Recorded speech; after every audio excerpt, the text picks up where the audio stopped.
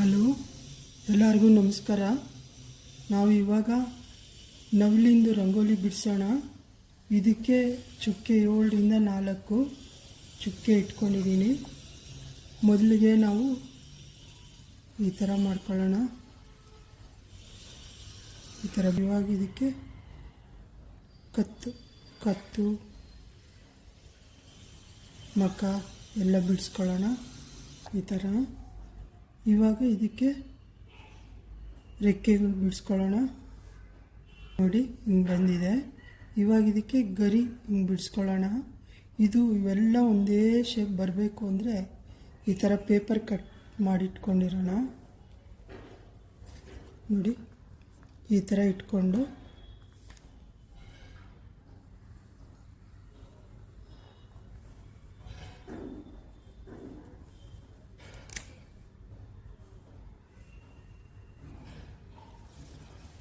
ಈ ಥರ ಬಂತು. ಎಲ್ಲ ಅದಕ್ಕೂ ಹಿಂಗೆ ಇಟ್ಕೊಂಡು ಇವಾಗ ಏನು ಮಾಡೋಣ ಅಂದರೆ ಈ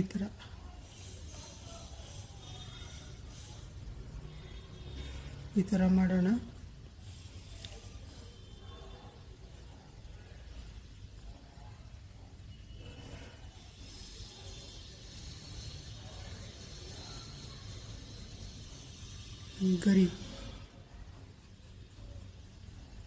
ಗರಿ ಬರೋ ಹಂಗೆ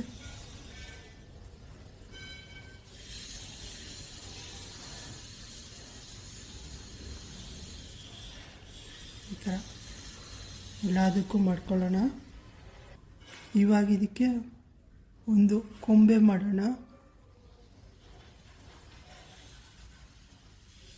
ಕೊಂಬೆ ಮೇಲೆ ಕೂತಿರೋಂಗೆ, ನಿಂತಿರೋ ಹಂಗೆ, ಕೂತಿರೋಂಗೋ ಹೆಂಗೋ ಮಾಡ್ಕೋಬೋದು. ಇದಕ್ಕೆ ಒಂದು ಎಲೆ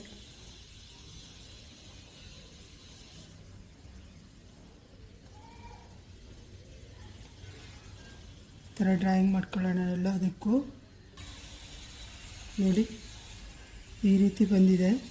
ರಂಗೋಲಿ ಕಾಂಪಿಟೇಷನೆಲ್ಲ ಇದೆಲ್ಲ ಹಾಕಿದ್ರೆ ಚೆನ್ನಾಗಿರುತ್ತೆ.